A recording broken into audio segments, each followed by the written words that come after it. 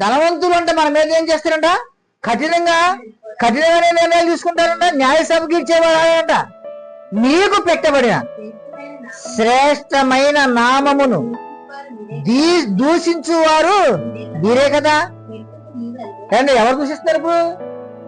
ఈ ధనికులే దూషిస్తున్నారు మనల్ని. ఆ ధనికులనే మనం ఏం చేస్తున్నాం? నెత్తికి ఎక్కించుకుంటున్నాం. ఒక్కోసారి అండి ఈ క్రిస్మస్, చెన్ని క్రిస్మస్ కానీ ఈ క్రిస్మస్ కానీ రాజకీయ నాయకుల్ని, భయభక్తులు లేని వాళ్ళని ఆహ్వానిస్తూ ఉంటారు పాస్టర్లు. మాకు చాలా బాధేస్తుంది. అసలు మన దేవుడి గురించి వాళ్ళకి ఏం తెలుస్తుంది? అసలు వాళ్ళని ఆహ్వానించేటువంటి చెప్పండి. మళ్ళీ వాళ్ళకి ప్రత్యేకమైనటువంటి చైర్ కావాలి, వాళ్ళకి రాస మర్యాదలు ఉండాలి వాళ్ళకి. మరి నిత్యం సంఘానికి వచ్చి విశ్వాసం చేయమండి చెప్పండి. ఎంత చేయమండి? సేవకులని మేమే తప్పు చేస్తుంటే విశ్వాసం మీకేమర్థం బోధ?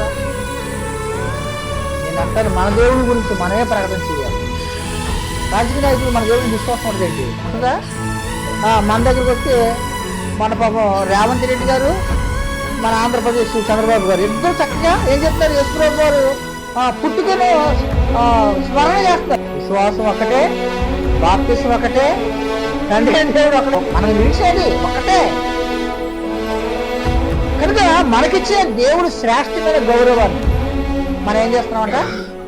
వాడు చేసుకోవాలి.